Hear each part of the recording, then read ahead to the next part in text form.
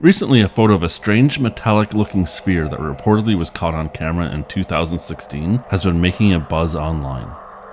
This sphere reportedly was briefly captured on a picture as it flew along with the US spy plane over the Iraqi city of Mosul, and there are other pictures of the same type of sphere that reportedly have come after this 2016 sighting.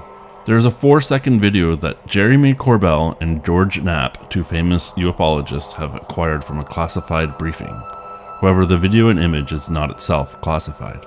And this isn't the first time a metallic spherical craft has been spotted, nor the first time the US military has reported it. The other time?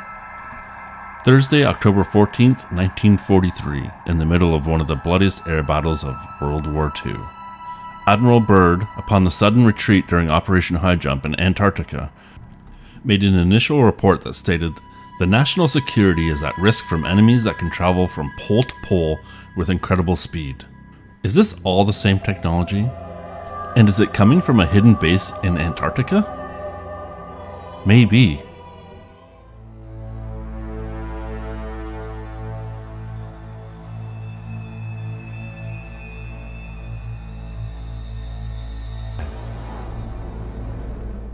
To me, the strangest thing about Antarctica is that it is the last place on Earth that has already been explored, but remains almost a complete mystery to the public. What we are told or know about it is it contains the largest ice sheets in the world, completely covered landmass in ice, excluding a few mountain peaks, and that there are several countries who have a treaty who have small science research bases. This has been the apparent status for the past 70 years or so. In the early 20th century, Ernest Shackleton made 3 legendary expeditions to Antarctica. These expeditions all had a host of problems, sickness, and disaster, but are tales of heroic exploration, whereas they became the first people to reach the South Pole. While dealing with starvation, being stranded, loss of all their dogs, fierce conditions, nowhere in the reports did anything like UFOs or strange oases being seen by anyone in the excursions. Now, granted, their technology was limited, and getting around to explore the entire place wasn't likely. They had to deal with survival more than a full-on exploration, so not totally surprising. But I think it needs to be brought up that nothing was ever reported of flying crafts or ancient relics of a civilization that once lived there. Seems like the whole expedition fits into our nicely knitted narrative that Antarctica is just a frozen wasteland, full of resources that we no longer covet, and devoid of anything worthwhile outside of scientific research. However, there are 2 things that make me wonder about Antarctica. 2 things that I can't seem to shake away or come up with reasonable explanations about. One of those is the Piri Reis map. The map was drawn and signed by Turkish cartographer Haji Ahmad Muhyiddin Piri, aka Piri Reis, and is dated to 1513 AD. He claimed to have used much older maps as reference for the map that appears to depict Antarctica, and Antarctica in coastline detail that could not have been known since the ice had obscured the shoreline for what scientists say is 14 million years. The map, as well as a few other older maps that also showed Antarctica before it was discovered, with similar accuracy, as well as showing animals and vegetation beyond the shoreline, i.e. how the continent was before it was frozen over. Now, skeptics suggest the Piri Reis map is just South America, and not Antarctica. Their main argument is that if it wasn't South America, then there would be a land bridge between South America and Antarctica that is clearly not there now. This also can attribute the accuracy of the Antarctic coastline. The argument for how this is possible, to know this continent and its details of something that is said to have been covered in ice for over 6,000 years, is that it was passed down from a previous civilization so far unknown to archaeology. It is possible that there was storage of these older civilizations stored in the Library of Alexandria, which was destroyed in 48 BC, and with it, a treasure of ancient knowledge that we will never see. The intrigue here is the possibility of a highly technical civilization that predates the standard model we have set up in modern archaeology. One that could be based off of, at least in part, of a pre-frozen Antarctica, a civilization forced to migrate due to a shift in the Earth's climate, either spread out to the other continents or, possibly as some suggest, underground as the ice took over. This idea of previous civilizations existing in prehistory is a fascinating one to me, and I lean on it being possible, if not probable. Any such proof would be lost to time. much like our world would be thousands of years from now. Very little would be found outside of plastics. Without getting too much into the theory of previous civilizations possibly existing, the only thing we can really conclude is, if there was any previous technological civilizations, they didn't use plastic. The intrigue remains from all the stories from our ancient relatives of descriptions of more ancient civilizations destroyed by cataclysms or folly.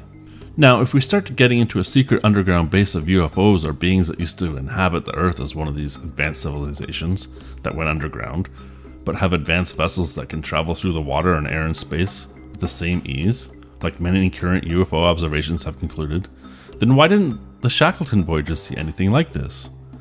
It's a question I think believers need to ask, because it seems like a big contradiction. Now, the answer, of course, could be technology, meaning our technology at the time seemed to pose no threat to the apparent civilization, and so it really didn't need to come out and shoo anyone away or come out to observe the limited Homo sapiens stumbling around the ice. This all may have changed when in World War II, our technology seemed to reach new, dangerous, and incredible levels, especially with the discovery of the nuclear bomb. In 1938, the Nazis sent an expedition to Antarctica. The official narrative was that they were looking to boost production in the homeland, and they needed whale oil. And due to the war, they wanted a new area to hunt whales to bolster production, so they didn't have to be worried about being cut off by suppliers. They sent a boat, the Schwabenland, to Antarctica. On this boat, there was rumors of scientists and theories that it may not be exactly what the official narrative has led us to believe. For instance, they were documented at doing extensive aerial reconnaissance, allegedly a greater survey than even back home in Germany, and during such events encountered anomalies, causing the aircraft to start losing altitude. They ended up having to empty the plane that they were in of excess material in order to get back to base. It is said, by official accounts, that nothing of merit was found there, and they went back to Germany with nothing. No plans to return. In 2016, Russian scientists claim they discovered what they say are the remains of a secret Nazi base on a remote Arctic island called Alexandra Land, which they thought to be the long-rumored base known as the Schatzengräber, or treasure hunter, built on direct order from Hitler himself. This secret base was regarded as wartime myth, much like the Antarctic base is, until its discovery. The site was a weather station, but the site's name suggests the Nazis were on a secret mission to find ancient relics. They were known to search the world for old occult relics and proof of ancient people they believed they descended from.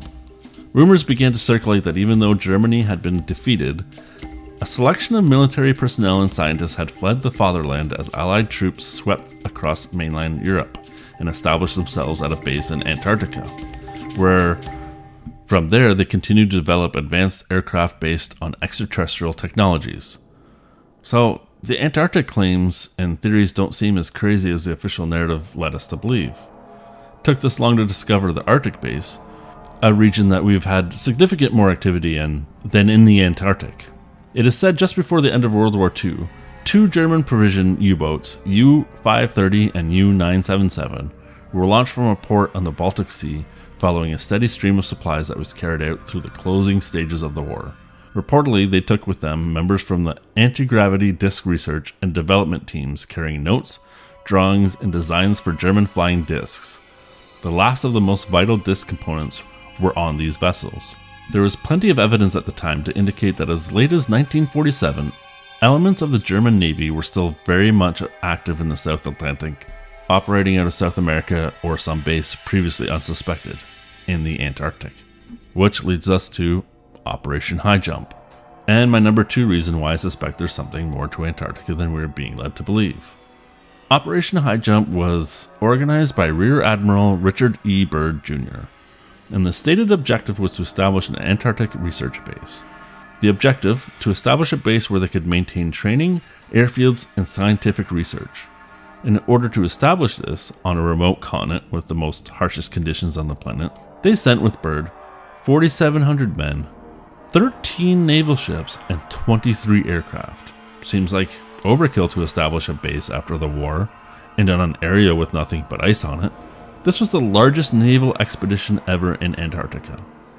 It doesn't make a lot of sense. During the operation, a total of 3 men were lost in an airplane crash. In a secret diary Boyd had, found and published by his son.